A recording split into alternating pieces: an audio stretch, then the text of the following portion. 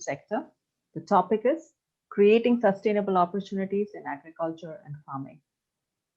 Jojo George, Thai Kerala Charter member, is your moderator for this panel discussion. A quick intro about Jojo follows. He's a managing director of KCPMC Limited, and KCPMC is a multi-crore company actively involved in integrating the spice chain end to end, specifically cardamom. It's probably the largest distributor of agro inputs in the region and also runs the most successful cardamom auction in the country. It manages almost 25% of all cardamom traded in the country. Jojo is currently focused on setting up sustainable and integrated agribusiness solutions aimed at creating inclusive and environmental friendly partnerships that integrates a farm to the global market. Over to you, Jojo. Thank you very much, Revati. A very good afternoon to everybody and a warm welcome to this discussion on creating sustainable opportunities in agriculture and in the farming sector. We have a very distinguished panel for today's discussion, which covers probably the entire agricultural value chain. And I'm sure we are in for some exciting takeaways for our viewers this afternoon.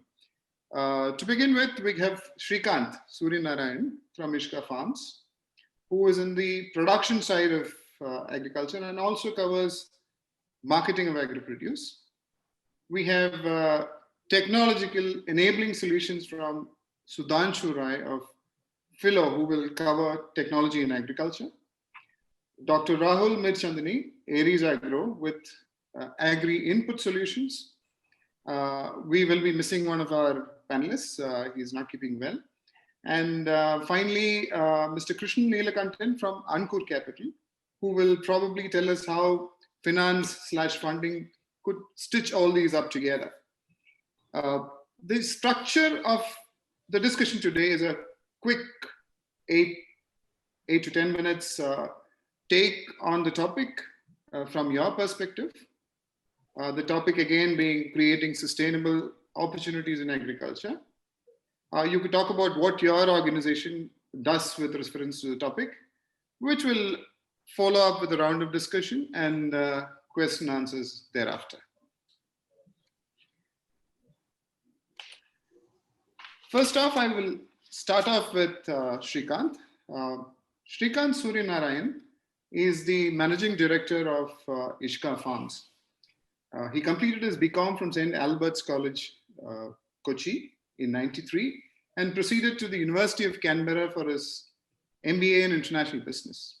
In 2004, he joined the prestigious Wharton Fellows Program at the University of Pennsylvania, and thereafter also in 2016 at the Aspen Institute, Italy.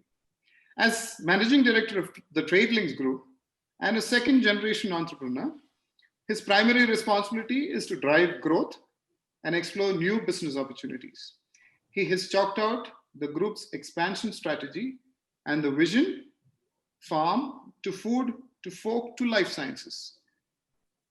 His entrepreneurship experiences, youth social engineering with Young Indian, and deep faith in the Indian growth story are passionate and unique strengths he brings to the company. Over to you, Srikant.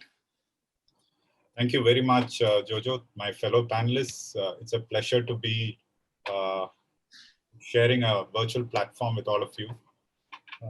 It's a very tough subject that we have before us, and it's not going to be easy to cover the spectrum of what we need to speak, but thankfully I'll try and do a good job of it. So, I mean, going first up has always got its challenges, because either I could make a complete fool of myself by going completely unrelated topic or sticking to the topic. So I'll just hope Jojo would scout me in or pull me back in if I go off topic at any time. So I think the basic opportunity has always existed in agriculture and farming sector for civilizations and centuries, and I think it will continue to do so. The concept of farming hasn't changed much. It's a basic putting the plant on the ground, basic inputs, getting a harvest, and then selling it. I don't think that has changed, and I don't think it's going to change. What could change probably could be a robo putting it in, or a drone probably doing some kind of spraying, but otherwise getting your hands, feet dirty is exactly what farming is all about. But I think a couple of things that has undergone changes is the business models of purchase, selling, supply chain management, demand supply, or global logistics, or for that matter, the pandemic, the way it has brought about new delivery models and disruptions in this business. And I think what was seen taboo in the agriculture sector for many decades, thanks to the pandemic, it's now opening up. And I'm not going to get into what they are. It's a very touchy subject, but let's go into details a little later. But when I use the word farmer from a Indian context, it's a highly politicized word. It's not exactly it doesn't. Sometimes it gives a very positive framework. Sometimes it gives not so positive framework. But let me call myself as an entrepreneur or a businessman or an industrialist, where the motive is enterprise. I don't have the romanticized ideals of farming when I'm doing it, because I'm not saying my grandfather wanted me to do it, nor am I saying it's always been my childhood dream that I want to be a farmer. No, I have no such ideals. I have no such notions. My objective here is to build an enterprise. It has to be sustainable. The enterprise has to be sustainable. It has to be environment friendly. It has to be 200% compliant. I'm running a company in 2020. If I'm not dreaming of it being compliant, then I better wind up and go back home. It has to be creating value for the future. It has to be stakeholder friendly. It has to innovate and has to be scalable. And most important, it has to have a great teamwork. I think that's exactly what was in my mind in 2010, when as a business group, as Jojo pointed out, the Trade Links group I was handling, which is a traditional family business set up by my father in 1964. I was looking at transforming that traditional business, trading business, into a value creating, processing, or a manufacturing business enterprise. I would say agriculture was one of the opportunities that came my way. It was not the opportunity. I had other opportunities. But when an opportunity in agriculture came my way, I deep dove into it, or rather deep dived into it, and learned as much as possible one can fathom. And that's what I did for 5 years. I learned nuts and bolts of this business. I traveled the world. I met up with friends, Rahul being one of them, who's a fellow panelist. He has given me a lot of insights. I did the same as what everyone else would do and continued, which is learn. And what I'm doing now is I'm learning as I execute a project. Now, coming to the present, we are about 11 days from this so-called year to end, 2020 to end, and also for this decade to end and move to a new decade. And in context of this event, the TI event, what I'd like to do via this platform is I would probably reword the title of today's conversation from what is mentioned to creating enterprise value in agriculture and farming. I would say that anybody getting into this business or getting into this industry, they have to be creating enterprise value, not just starting a farming business or not just becoming a farmer. Even as a farmer, which we will cover towards the end, I think if we can change the mindset of the farmer from saying that I'm a farmer to being a farmer entrepreneur or a farmer innovator, I think that's the day the whole mindset will change and the whole outlook will change towards this industry. But it really doesn't matter, because if you shift from the traditional focus of farmer to creating enterprise value in agriculture and farming, the day this happens, I'm sure the IPOs, the VCs, the FDIs, the FIIs, investment that goes into non-traditional sectors will automatically find its mooring in agriculture and farming sectors. I don't see that day very far away. It's already started, and I'm sure it's going to gain momentum as we go into the new decade. But in my model of enterprise, few things were very clear at Ishka Farms. Whatever products we grew, they should be clean product, they should be scalable, they should possess the potential to value add multiple times over, not just one value addition of just putting it in a bottle and selling it. It has to go through multiple value additions. And the word that I'd like to pick from my friend Rahul's terminology is the sandbox. It had to fit into those sandboxes. That can it be value added? Can it be scaled up? Can it be taken to consumers across the globe? Can it so-called bypass the mandi system? These were the sandboxes that I used in deciding a product which I would bring to the stable of Ishka Farms. And once it fitted into those sandboxes, then we decided okay, how do we scale up? How do we put it on the ground, etc., etc. So Ishka Farms is a greenfield company. It's not that we had the land which my grandfather bought. Everything started in 2015-16 and we went commercial in 2017-18. We started selling in 2017-18. And in a short span, we have been able to launch our products in India. We have been able to replace a good amount of caper imports into India in major markets like Mumbai, Delhi. Became the first company, I think that's a proud moment for me during the lockdown, when in June, we managed to become the first company to export capers from India, or for that matter, to word it differently, by Ishka Farms exporting capers to US under its own brand, we actually put India on the exporters map of caper because India has never exported this product ever in its history. So I think that's a proud moment for us. What we envisioned about 4 years back or 3 years back, we were able to realize it pretty soon. And all this happened in the middle of the lockdown or the pandemic. We have also exported to Russia. We are now opening up our doors to EU, UK, and Australia very soon. So that's a little bit about what we did, and what we are going to do is I'll explain in next minute or so. I think the pandemic has got us thinking of consumer preference. It's not about the business model per se. Business model, obviously, we were able to export and reach foreign markets with our own brand. We are launching a new set of condiments from our own produce, probably in 2021. We are at a very advanced stage of reaching commercial trials.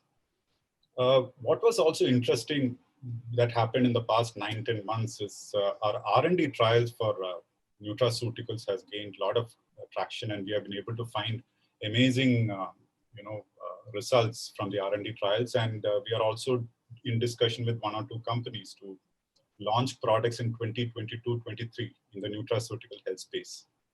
We are also trying to aggressively expand our footprint in acreage, not just in cities that we want to go and sell, but also while we build our markets and global markets, we also need to have products on the ground, scalability, and we need to have footprint, which is plants on the ground. And that's what we are trying to do. Probably in the next couple of years, we should be doubling or tripling our footprint on the ground. And yes, all this is from agriculture and farming, and that's what we do at Ishka. So Jojo, I think I've given you my view on what the topic is about and a little bit about what we do at Ishka also. Thank you very much. Thank you very much, Srikant. I have a few follow-up questions to your introduction here. Sure. How do you scale your project? Because very soon you will find that your market requirements are going to be much higher than what you produce. And are you actually looking at expanding the land that you cultivate, or are you going to go the contract farming route? I mean, or something else, So we have about approximately 400 acres of land, and of which we have barely touched about 125, 130 acres.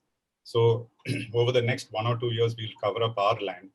And our eventual game plan is to touch about 2,500 acres in the next 10 years.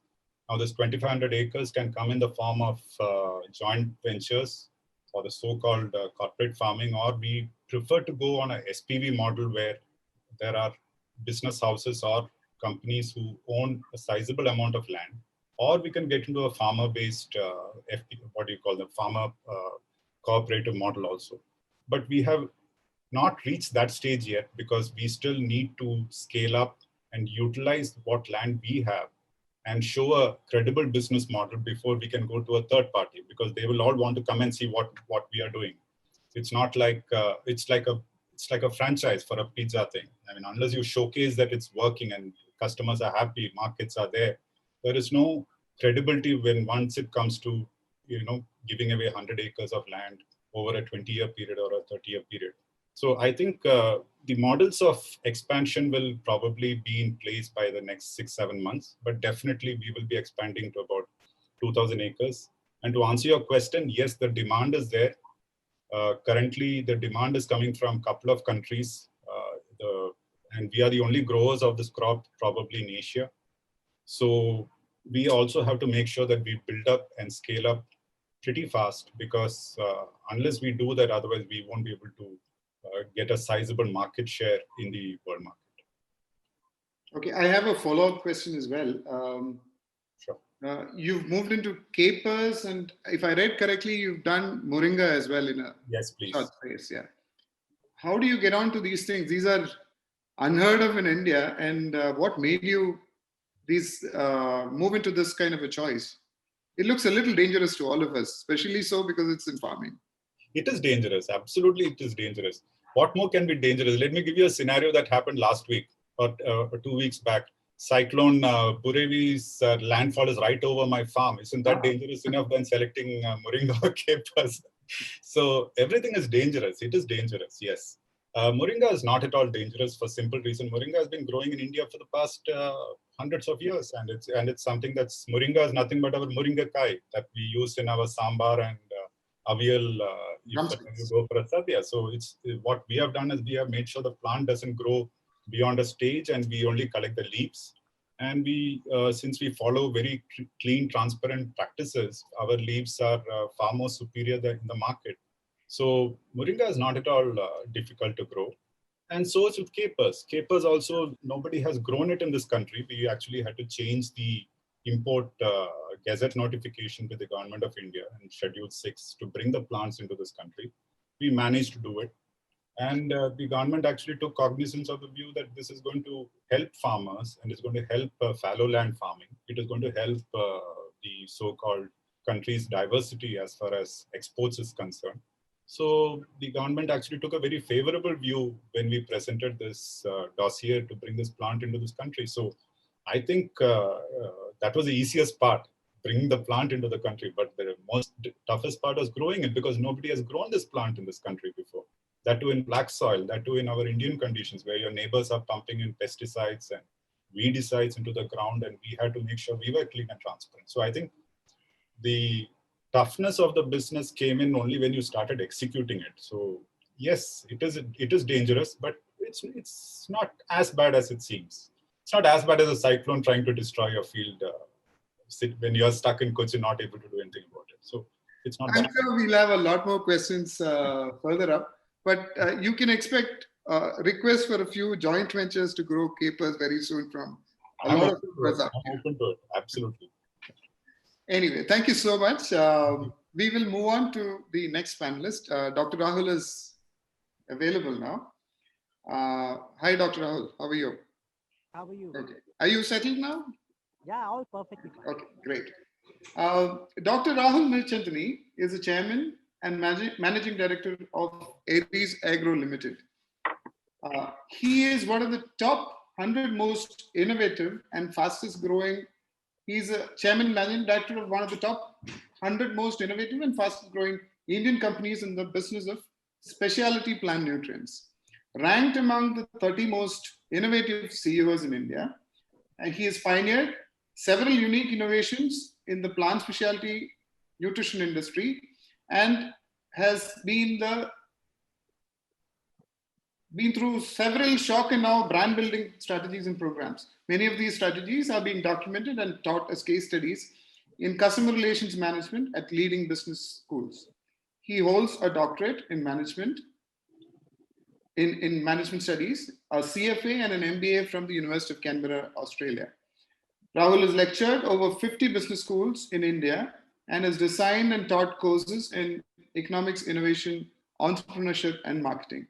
A past national chairman of the CII Young Indian, he is also the architect of YI Farmers Net, Next Practices and International Relations Verticals. Recipient of the Bharat Ratna Rajiv Gandhi Yuva Shakti Award 2010 for outstanding achievements towards youth empowerment and inclusive growth. He has also represented India at the ILO, CHOGM, and UN Habitat. Over to you, Dr. Rahul. Thank you, Jojo, and all the people who have joined in this afternoon. It's a pleasure to talk on agribusiness. Frankly, this is something that when I began my journey as as a professional, I never sort of knew I'd enjoy as much as I do today.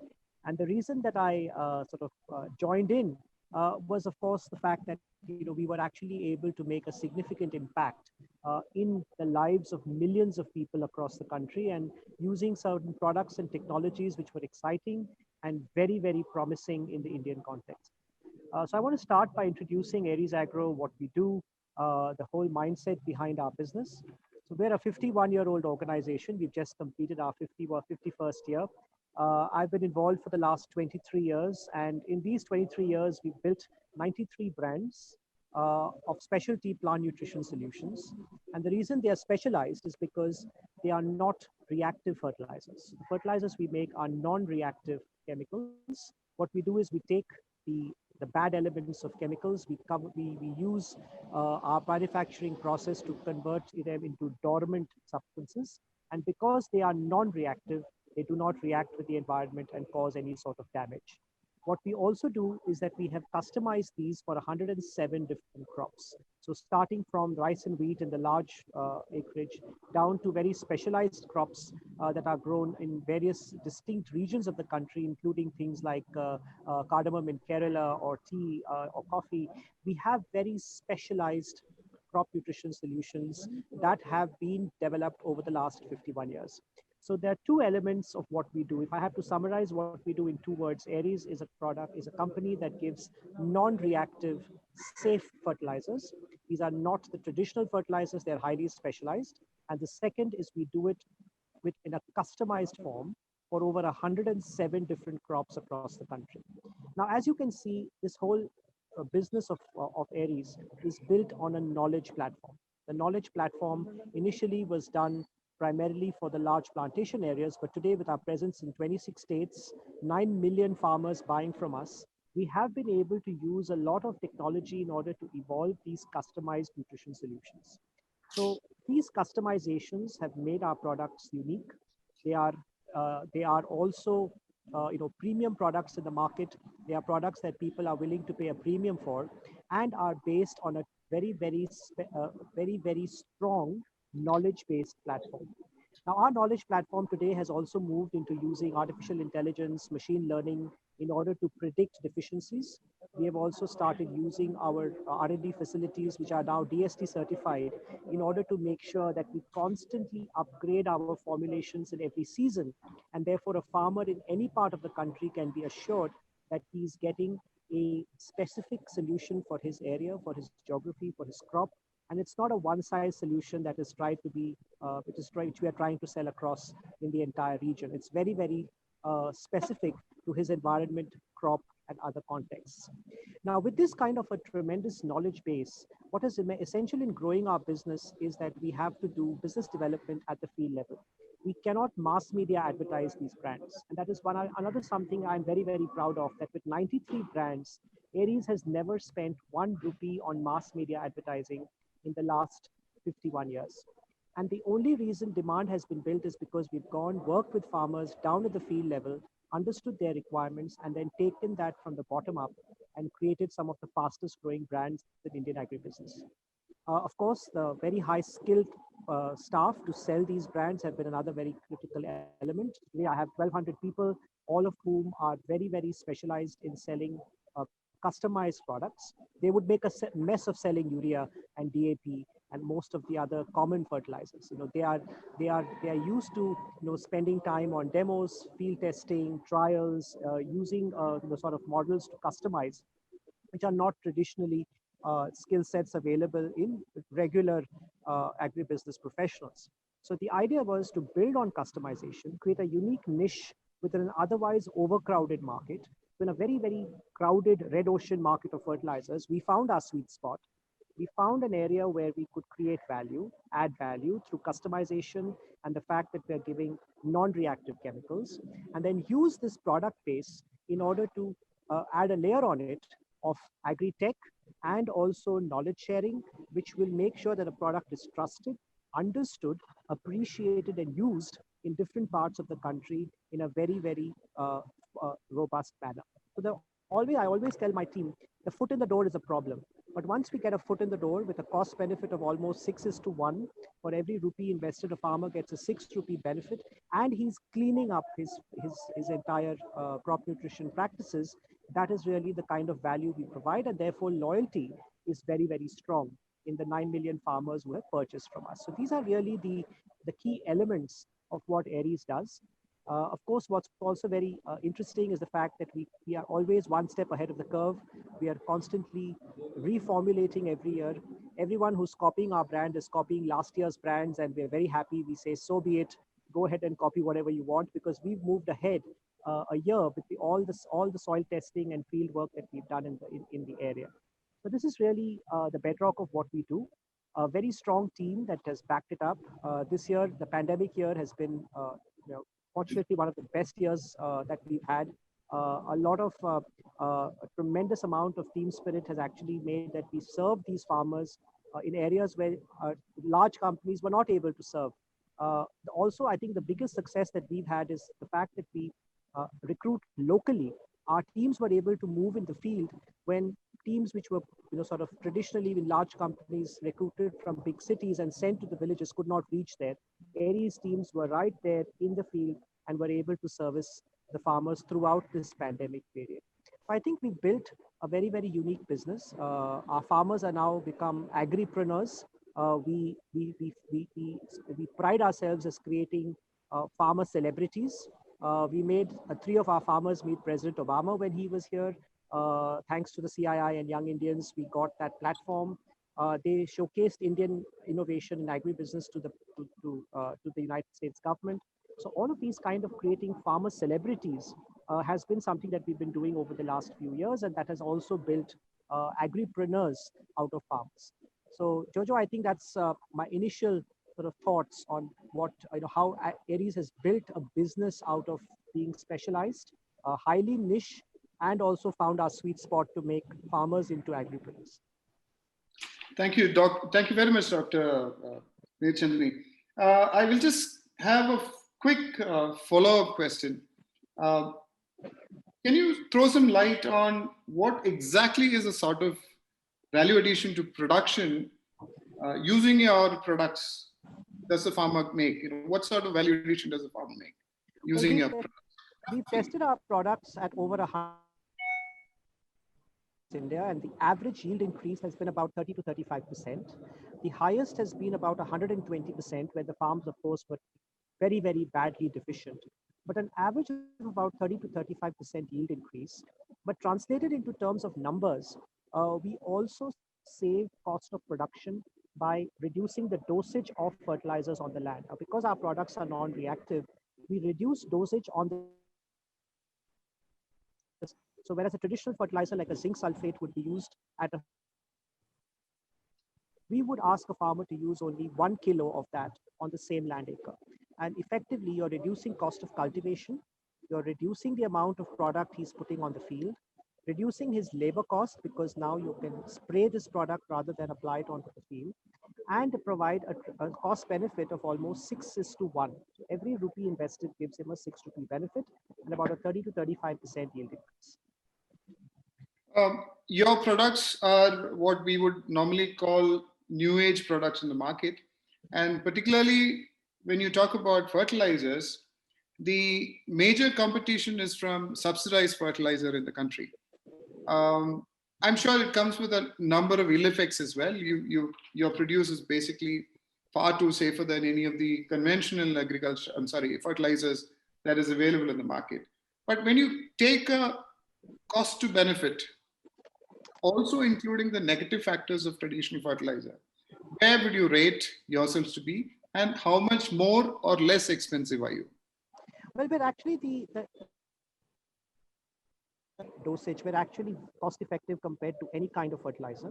What we also have is we are not competing with the traditional urea and DAP. We are actually their complementary goods. We're not substitutes to them, we are complementary to them. A zinc or an iron will not do the work of nitrogen and potash. So therefore, we are complementary to them.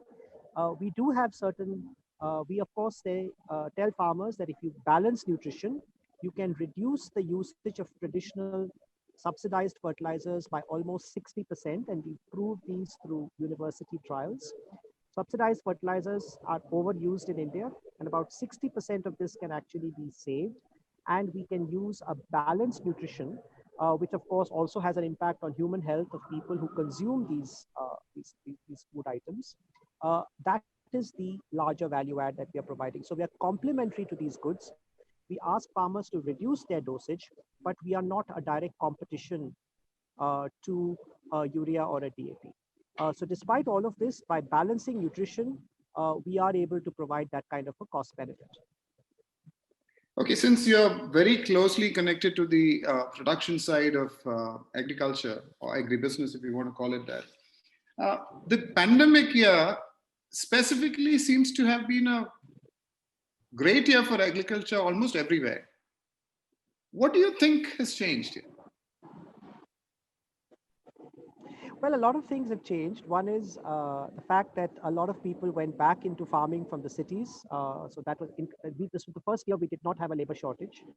So traditionally, labor shortages are a big sort of supply side constraint in agriculture.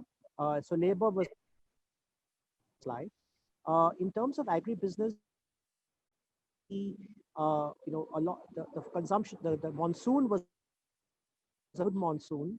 People were at home and they were consuming. Essentials were never locked down in the country. So therefore, food was always available in any part of any part of the nation. And of course, we did not have the supply side constraints of labor. Logistics were a problem. Logistics, getting stuff to the points of distribution in the first 1.5 months were a problem, but later on even that got streamlined. And a lot of the small companies which were unable to manage the 20,000 permissions required, etc. Many of them unfortunately did not survive, and that demand came to established companies who are in a position to meet this demand. So what we also did is we partnered with a lot of them. So for me, I had to capacity, but we partnered with some of the smaller organizations who were running out of business, skilled workload, like just simply packaging or just simply rebranding. We actually gave a lot of the workload to companies which were running out of business and effectively got them in as partners because we found that they were unable to sort of take on this additional load of compliance and lockdown restrictions. So I think there were opportunities that came up in agribusiness, and thank God we're in agribusiness and we did not face this kind of a thing. It's also made agribusiness suddenly top of the line in terms of people's job aspirations. So, you go to MBA schools and professionals, they're suddenly looking at, sectors which were, till last year considered, oh, this is my last priority area. Suddenly agriculture has become, very, very glamorous. Suddenly FMCG has become glamorous. Suddenly healthcare has become glamorous, because these are the sectors that are growing. And there's a lot of good talent coming into this sector as well as a result of this kind of pandemic. So I see it's, all positives and nothing to complain about this particular year, apart from the fact it was tough, but otherwise it was great. That's really heartwarming to hear that, because all of a sudden, all of us agriculturists or connected people sitting out here have a better footing in the social milieu just because of the pandemic. Anyway, thank you so much, Dr. Rahul Mirchandani. We have Mr. Sudhanshu Rai, who will speak to us next. He is the co-founder at Fyllo. It's Fyllo. Fyllo. Okay, sorry. Yeah, no Fyllo. problem. Okay. Mr. Sudhanshu is an IT geek by choice. His cumulative IT experience of nearly a decade in leading service and Fortune 500 companies have made him customer-focused and a strategic visionary. His entrepreneurial and problem-solving mindset made him a founding member of Snift, another IT company. Coming from a farming background, he loves to help and streamline the way people work at farms. Sudhanshu wants to use his passion for technology, data science, and farming to bring predictability in horticulture farming business by co-founding Fyllo with his friend Sumit, an IIT alumnus. Fyllo is an early stage agri-tech startup working on IoT, machine learning based risk mitigation solutions in agriculture. Using real-time farm data from IoT devices, it helps farmers take on decisions in irrigation, disease management, etc. Their solutions focused on horticulture crops work in increasing production quantity at a lower cost of cultivation. Over to you, Mr. Sudhanshu. Thanks, Jojo, for the introduction. So, Hi everyone, and hi. I really pleased to be part of this event and to be alongside my panelists. So, I mean, as we all agree, like after the pandemic, a lot of focus has come on the agriculture, and I think this is the best time and opportunity to start the agri business, and then just thinking like whether I can create a sustainable opportunity out of it or not. But yeah, I mean, we can say that there are a lot of scope and a lot of companies coming from supplying the input to the farmers from and then from supplying the produce from the farmers to the consumers. And there are so many different companies and startups coming out. There are people who are companies who are providing inputs and then providing financial support to the farmers. So if what I have to say, like if we have to create a sustainable business, so I totally agree with Srikant when he said that farming is still the same. I mean, farmers is producing and he is selling the produce.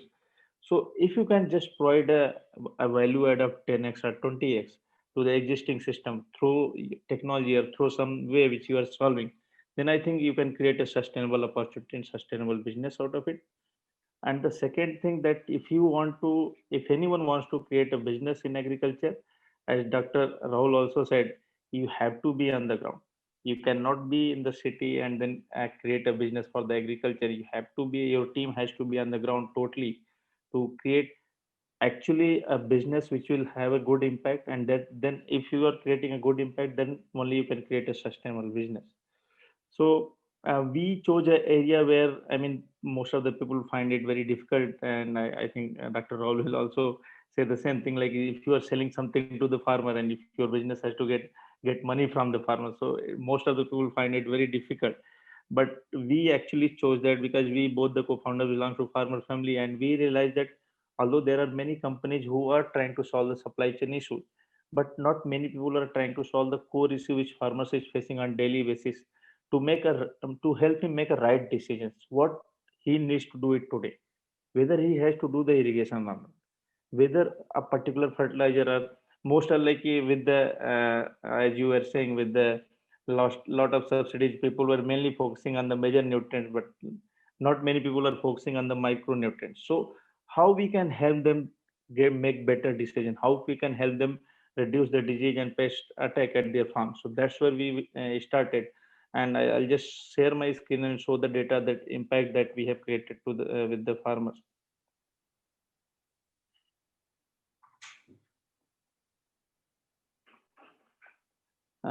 Can you all see my screen? Yes. Yeah. So these are the results across our farms in last years, and we have been able to improve the productivity by 25%. But if you see the major improvement which was on the quality side, there was around 81% improvement on the quality side, and farmers were able to export almost every bit of it, whatever they produce.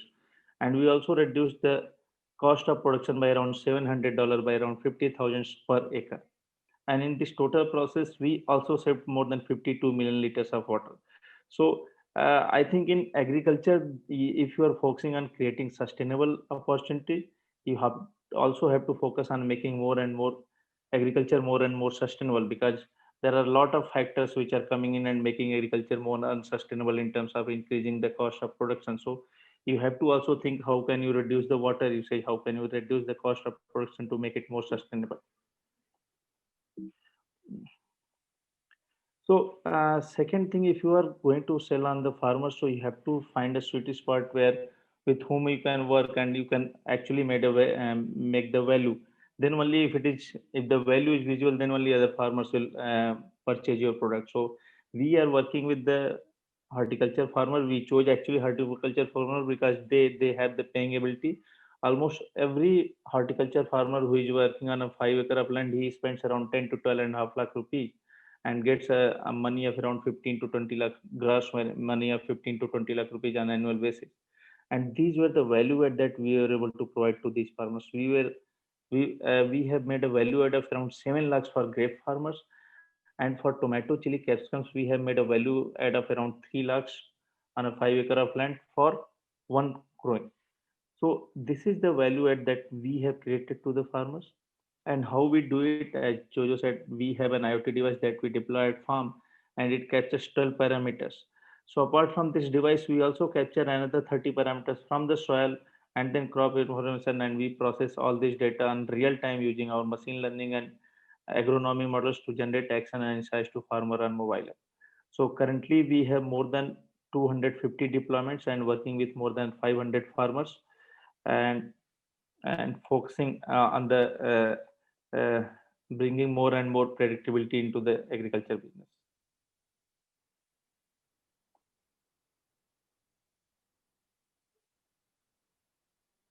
Yeah. Hello. Thermal, can you help bring Sudhanshu's screen up? Is it a possible thing to do from our end? I can see Sudhanshu in the corner, yes. Yeah.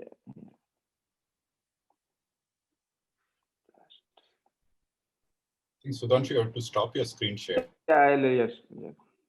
Ah, okay, you're back.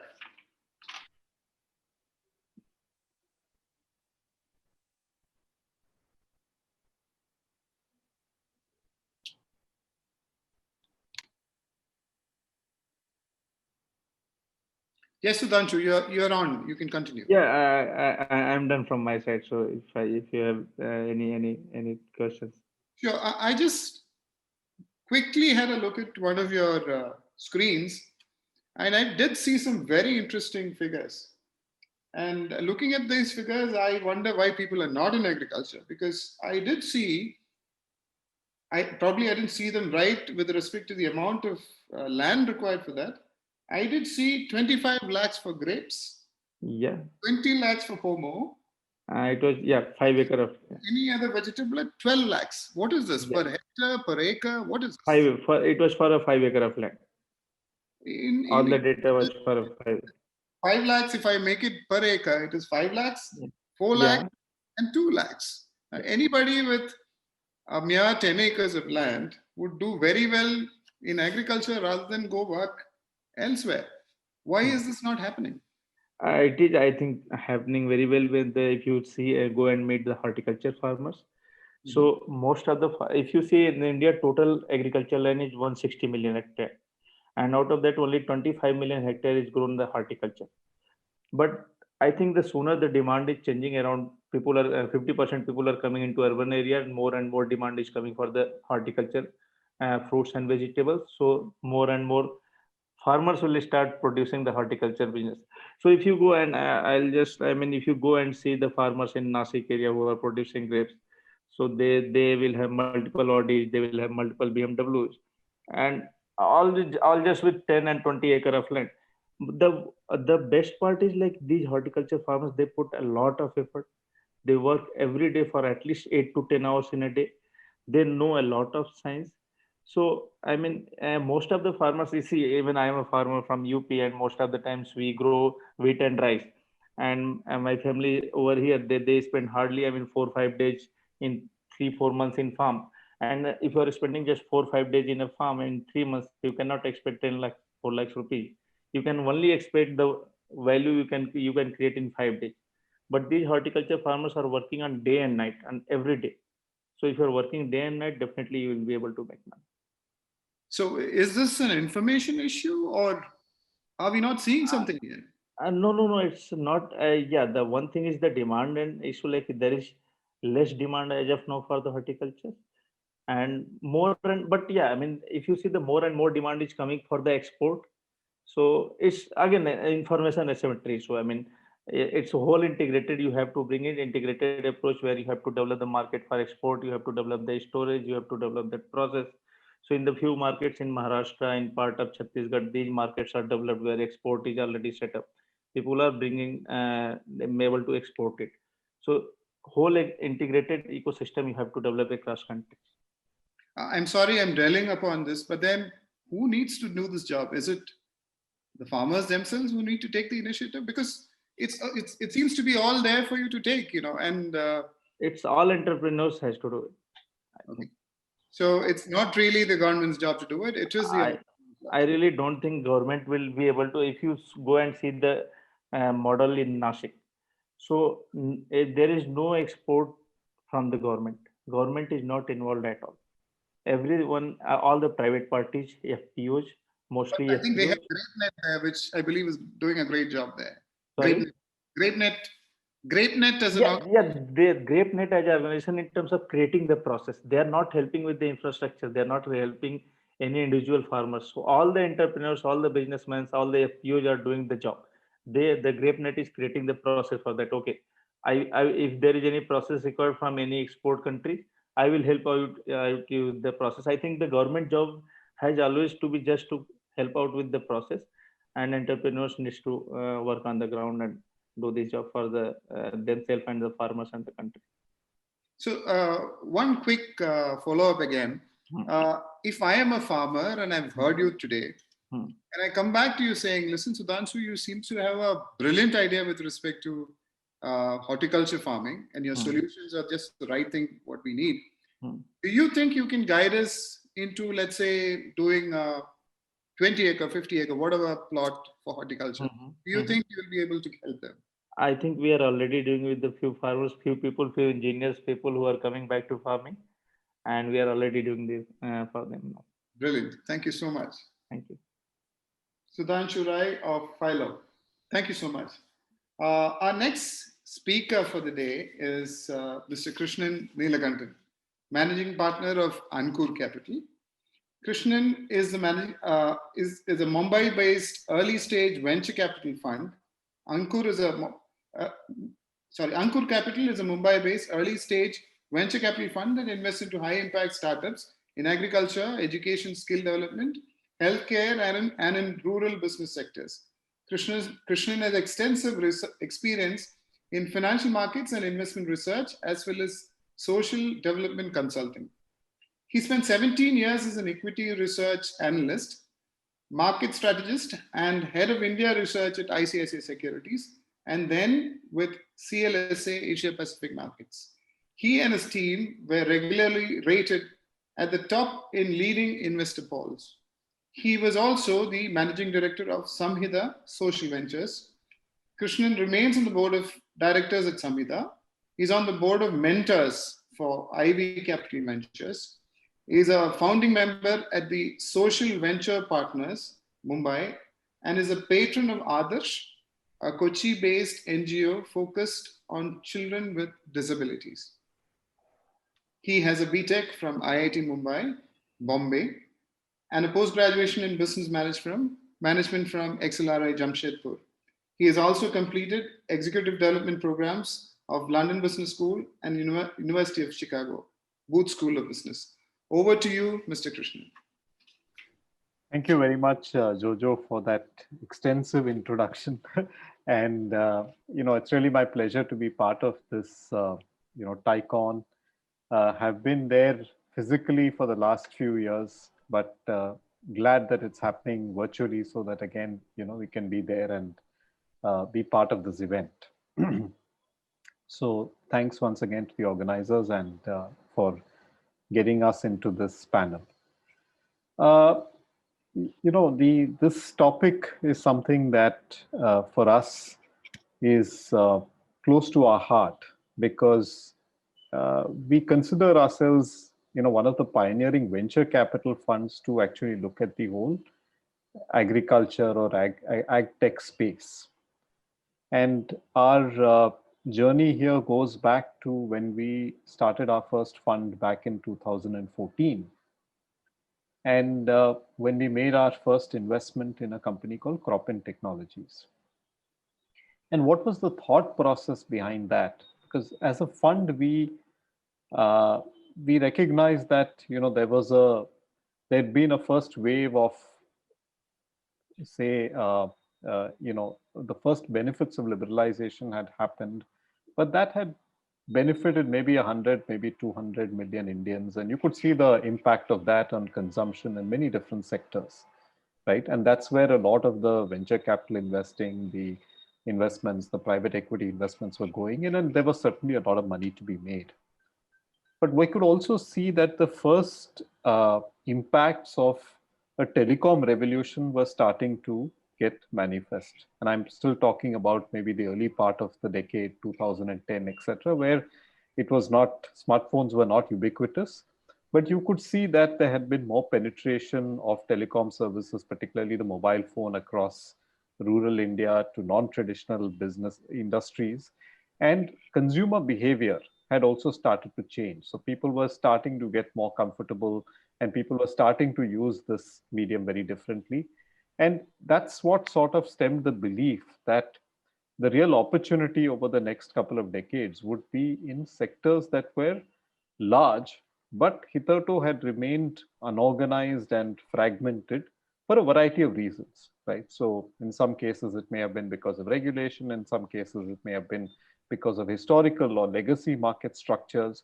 But essentially, we felt that there were opportunities in areas like the agri and food space, right, which is, as we know, about a sixth of India's GDP. So it's very large in absolute terms, but very fragmented and unorganized in that sense for many large businesses to sort of come in and thrive and prosper, right? So that was one area we looked at. The other was, we said affordable healthcare could go pretty much the same path through the impact of digitization, and a few other sectors like financial inclusion, edtech. So what we run is a early stage fund which comes in very early to invest into startups that have innovations that we believe will, enable them to create businesses that can be very large, but centered around the opportunity of the what we call the next billion Indians. Agriculture and food was almost the starting point for us with the fund, but also one where, as I mentioned, we started with this company called Cropin Industries, and what technologies and what they were looking at was around digitization of farming, right? And it really stemmed from the fact that you had some of the larger brands, some multinationals, some of our own large food brands who were, who had value added products that required certain standard operating processes to work, to get them the product of the right quality and get them visibility on getting the right quantity at the desired time, right? And so because of the nature of the Indian agricultural ecosystem, which, as you all know, is dominated by small and marginal farmers, you had no choice but to work with smaller farmers, educate them on the practices that you expected, provide them with the right kind of inputs, provide them with advisory and monitoring on a close basis. And all of that was being done manually and through their own team of agronomists who are going on the ground and so on. And this is where these guys came in and said, hey, can we look at a digital solution, given that there is a development of telecom infrastructure where you can actually have something, an equivalent of a mobile application through which you can have literally a real-time solution. And today that company is working in over 40 countries. They have about 5 million acres covered through close to 3 million farmers. And they're working with over 100 large brands, as well as now with financial services and insurance companies with a predictive solution in order to help them to figure out what could be the yields on those farms, taking into account their own data plus publicly available data from satellites and so on. So that was how we started. And what we realized was that there were multiple opportunities across the entire chain, right? So this was really at a point of, pre-harvest, you were looking at farm management, but for everything from inputs to, from better quality inputs to farm management to supply, post-harvest supply chain efficiencies, and of course, to market linkages, right? There were multiple opportunities across the chain. And as along the way through our first one, we ended up making investments in about 8 companies on the agri and food space, including the food space, because what we saw as another key driver was that Indians, even our own, Indians' tastes were changing, right? There were different kinds of consumer behavior patterns that we were seeing. People wanted more healthy products. There was a trend towards wellness. They were looking at some of our traditional grains like millets. They wanted to enjoy tasty snacks, but they wanted to find product forms in which they were better off. So that's how we ended up making these sort of 8 investments across the chain.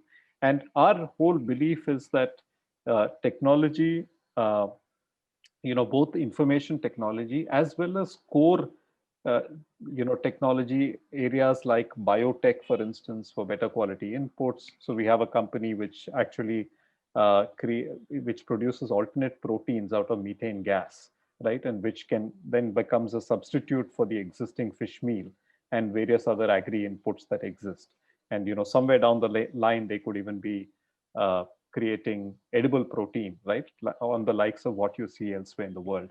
So we think we're early in this journey, right? Or as a country, we're early in this journey. Uh, we are seeing entrepreneurs come in a big way, and honestly, I don't need to say any more about that because you have three of the finest examples of that right in on this panel, who are all looking at how you can think about this as an entrepreneurial business, right, which can actually create value. How to leverage best in class technology, whether it is core technology which enables which is about products that give you much better yield, whether it is hardware and the combination of software that enables similar outcomes, and or whether it is how you use these platforms to link to markets, right, in order to get the best realization for your product and also reduce wastage because you have a much better linkage between demand and supply, right? So those are some of the themes we look at, and we believe that the outlook for funding, at least from the kind of risk capital of early stage venture capital funding, is also changing. There is, I'm happy to share more numbers on that, but we think that we are at the start of a journey as far as innovation in Indian agriculture is concerned, and there will be a lot more of this as we go forward. Thank you. Thank you so much, Krishnan. I have a follow-up question here. Hardcore agricultural projects normally have a much larger gestation period than a lot of other initiatives that are around. Being somebody who is financing a project, would that really interest you, or would you be only concerned or interested in projects or initiatives that are enabling factors? So yeah, look, I won't use the word project with regard to what we do, because what we are trying to fund is actually companies, or maybe at that point when we fund them, they are young startups, but those that can scale and that can grow rapidly and can scale to a much larger level, right? Because we, on a narrow basis, are a venture capital funder who's got a very standard kind of construct. We take money from investors, we need to deploy it within a certain period of time, and we need to return it with interest within the next 5 years or so after we have invested. And so all these, some of these models may not fit our style. But having said that, I would say that the ecosystem as a whole, right, obviously is getting less funding than what it needs to, and you have to plug some of these gaps, right? And for that, there are certain pieces of funding that follow the other, right? So as most entrepreneurs know, you have to put in your own money, or you have to get friends and family's money as equity capital to start. And then once the bank sees a more robust balance sheet and some cash flows, you may be able to do that. The challenge with this sector has also been, especially when you're working with a large number of farmers, is that visibility on those cash flows itself has been low, right? Or formal, formal access to balance sheets, again, has been difficult to trust. And what you're seeing, which is very interesting, is a lot of startups, and this many of them from the fintech side, right, who are now looking at the problem on agriculture and saying, hey, this is really a business. Every farmer is a small entrepreneur, right, who's got a very uncertain cycle of production, even more uncertainty on cash flows. But honestly, if I can start picking up some of the high frequency data, I could actually get a lender to come in and start doing, taking a view on it. And that's what we are starting to see happening. And that's where we also think some of the ag tech startups who have been working with a larger farmer base to provide data. For instance, we have a company which has got an e-commerce platform for supplying them farm inputs, including, crop protection, seeds, etc. So as they work with farmers on a consistent basis, they are generating more and more data about the nature of the farmer. And potentially they could tie up with somebody in order to provide them credit solutions. So one part of it is how do you improve the financials of the farmers themselves? How do you, as you get equity capital to some of these companies, how do other debt providers start coming into the picture? So I think some of the initial plugs that are needed are falling in place.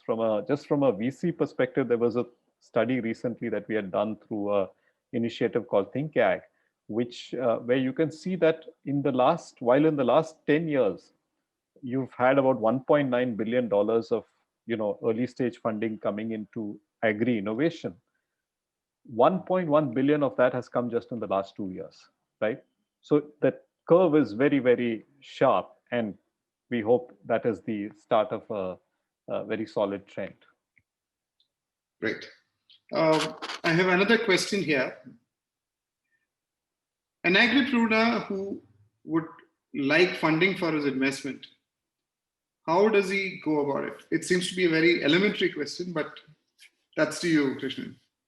So again, I would say that and I would sort of generalize it a little. One is that he or she should think about what is the nature of the business that they are in and what's the business model. And is it more of a project where maybe you have access to some of these assets today in the form of, land and, certain existing legacy assets, and which you are growing to a point and where you might generate a lot of cash. Then there's probably a different kind of funder, right, who would look at it more as project financing. And I think you probably have some of even state government sort of ventures that support some of those projects. You have today, I would say, NBFCs who are looking at it more closely. But I would say if you're looking at it from a perspective of building a large company and approaching an early stage venture capitalist, you should be able to give some of the or show a strong value proposition in the way that we've heard from Srikant and Rahul and Sudhanshu, right? Where you're able to show that what I'm doing on the ground has a very strong value proposition for whether it's my customer in the form of clean product with traceability, or for the farmer in the form of much higher yield, right? Or maybe for both. So I think first is that part of it. The second is you need to be able to talk about how much, whether that's relevant to 100 people or whether you can get to a much, much larger scale. And third is you need to show that you're getting the right resources, team being very important in that, to be able to go through that journey of scale, right? So I think that would be the kind of pitch that would excite us if you're able to tick give all those boxes. Given where we are today, where do you see the sector in another 5-10 years? How different is it going to be? What are the kind of people who are going to be there? How do you see it? So I think, as I mentioned earlier, I think you've got some examples of, like Srikant mentioned that, he came into this space only a few years back, right? So there are a lot more people on the supply side that we are seeing who are coming in, looking at this not as a problem necessarily, but as the opportunity. They're looking at it afresh. They're looking at how things need to be done differently. And I think they're thinking of much wider horizons, right? Whether it's export markets that, may not have been initially thought of, or whether it is partnership with platforms who are creating market linkages. So the way I would look at it is that we would see over this period of time a lot more of innovation, right? Innovation on the production and on the production side, on the supply chain management side, and I think a lot more collaboration, because there are different, players in the ecosystem who are working on different pieces of it, right? And while ultimately value capture may come from being able to straddle most of the chain, right? I think there are so many different pieces of it that can be worked on and can be scaled or grown if you also are able to work with the right partners. So I think those are two areas where I do expect a lot more of things to change a lot. Thank you. I think we are coming back to Siddharth here. Being from Kerala, I think this question needs to be addressed because we are in the midst of a major agricultural crisis here. Because most of what we cultivate here today do not have any value. There is issues in the form of expensive labor and militant at some points. There are restrictive land laws. Is there any way out for Kerala? Srikant. That's a double-edged question. I'd prefer to tread very, very cautiously here. Two reasons.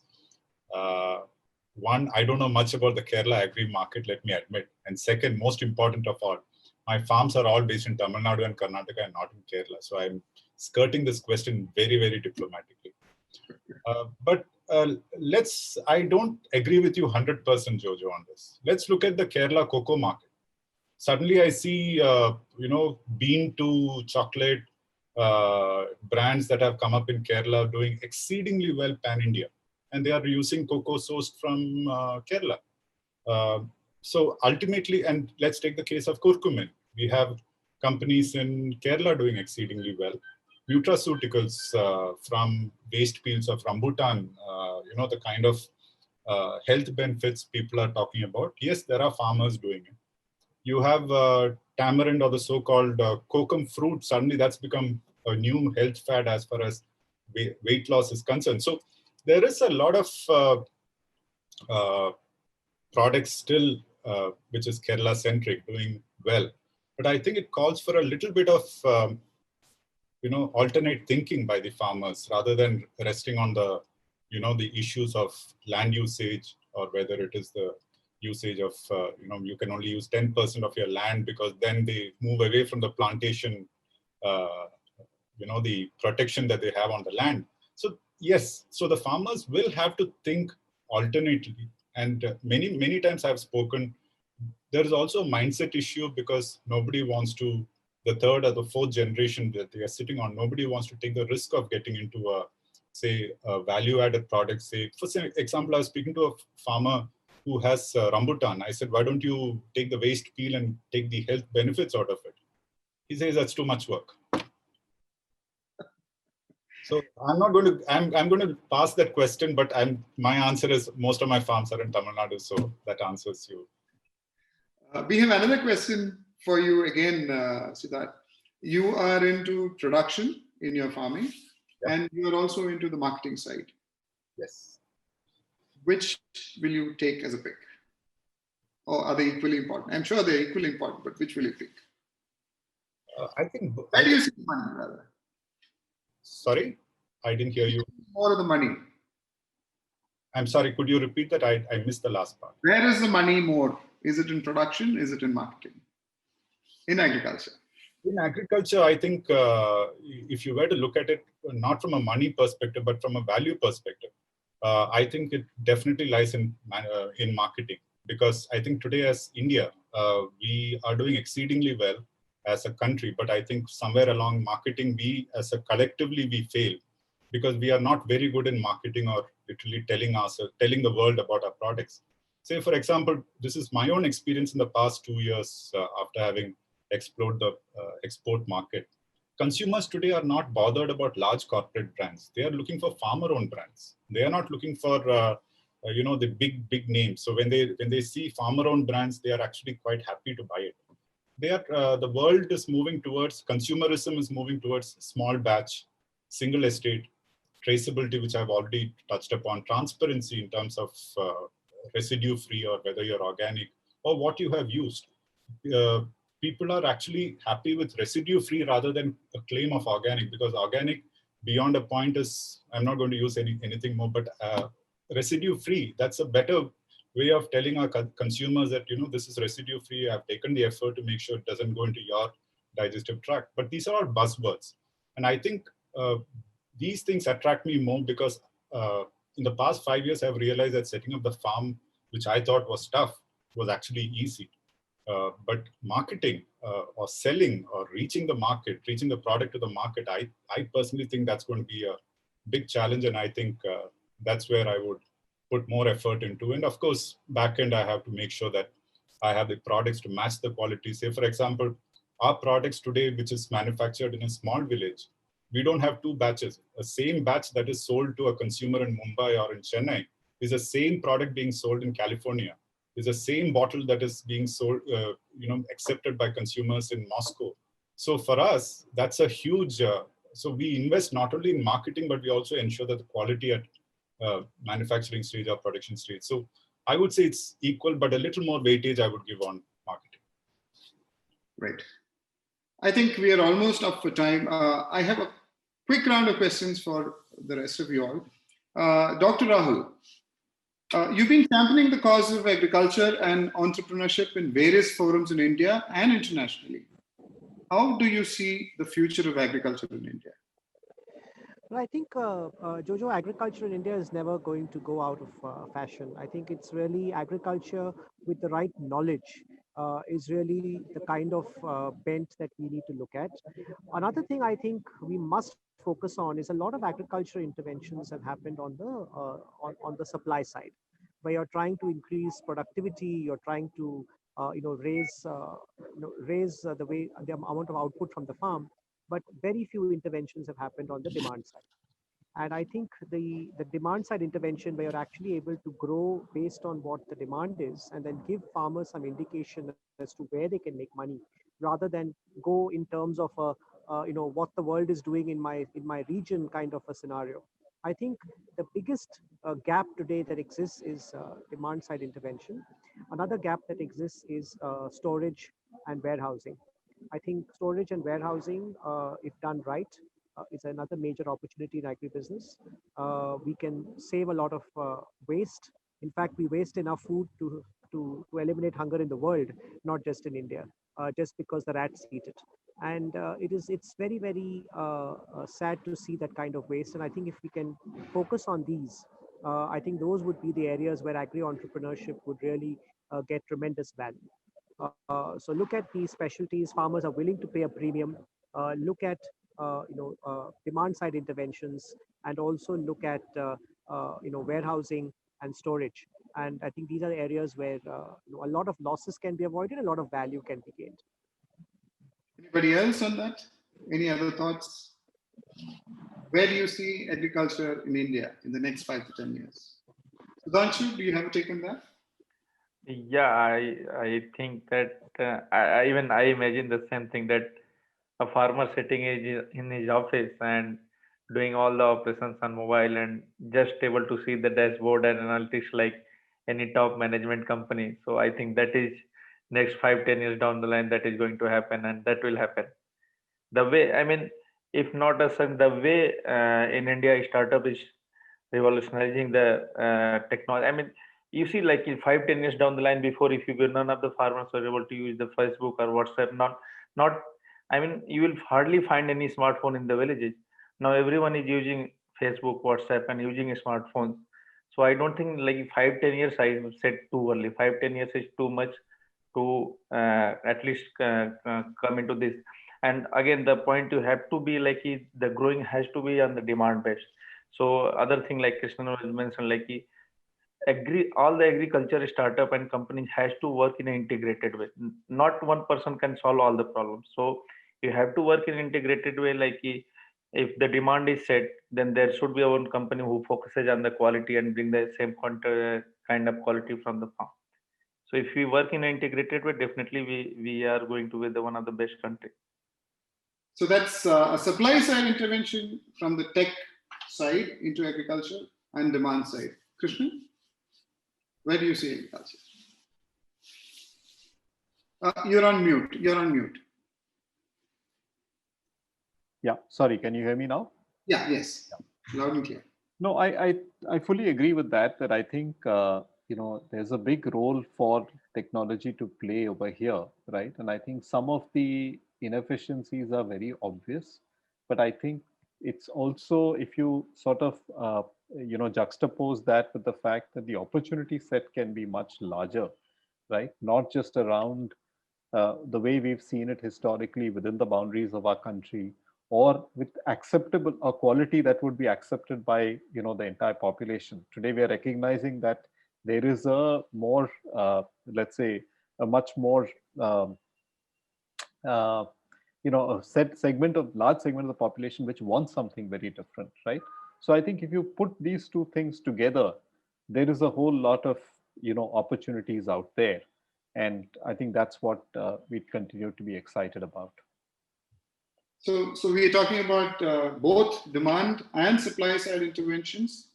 Oh, absolutely, and that's why, I mean, in fact, one of our latest investments was into a company which is trying to is a B2B supply chain, for aqua and fish, right, seafood. And what they're basically trying to do is bring in technology to reduce losses and make that a lot more efficient. So I think at all levels, right, unless you can bridge the demand side with what's happening on the supply side, right, only then you will get the entire picture. Okay, I think we are almost up for time. One quick round of questions. Your parting advice to the next generation agri entrepreneur. Srikant? I'm too young to be giving advice to the present generation, because they have the solutions in them, and they will see the solution as deemed fit for their generation rather than, that's been one of the fundamental issues that we see, this generic baggage of advices. I would say the youth of this country are sorted. They know exactly what they need to do, and I'm sure they will leverage knowledge available in plenty today. And whether it's Fyllo doing it or Rahul and his team of people on the ground doing it, I think knowledge is going to be king, and I think the present generation knows exactly how to leverage it. But yes, all I can say is it's an amazing journey. Don't take it short. Keep it long. Dr. Rahul? Advice to the next generation agripreneur. This is a very tough question, Jojo. And but of course, in terms of advice, I think the farmers provide us with the best advice. Some of my best products have come because farmers have found ways to use it that perhaps my R&D team, with all its wisdom, was unable to see working in the field. So therefore, I would say, keep your eyes and ears open. Listen to your customer, because they are the ones who literally know what their farm is talking to them. And if you're able to listen to their pain points and then put all the effort in addressing them, you would always have a winner on your hands. So always listen to the farmer. I think that's been some of the biggest sources of advantage for us, has been that we kept listening. Thank you. Sudhanshu? Too young, I don't know. I'm just turning 30. But yeah, one thing I can definitely say, like, again, I'll reiterate myself, that if you have to work on agriculture, you have to be on ground and you have to work closely with the farmers. You have to listen to them. You have to go and, I mean, just be with them and try to make a better product and a more value added product. Krishnan? Parting one. We are sitting here to try and make money out of by investing in these guys. So the advice I would give them would be to say, to please go to my esteemed fellow panelists and many others like them out there. Get the best advice. There's a lot of on-ground learning that they have, and then come back and tell us, and we will invest in you. That would be how I would look at it. Perfect. I think that brings us to a close of the session. It's been a real wonderful journey through different aspects of agriculture, and coming from real experts in the field, from all starting with production, we move on to enabling solutions, and also with financing there as well. So thank you all once again for taking time off your busy schedules and being here. With this, I will hand it over to the Thai team back in.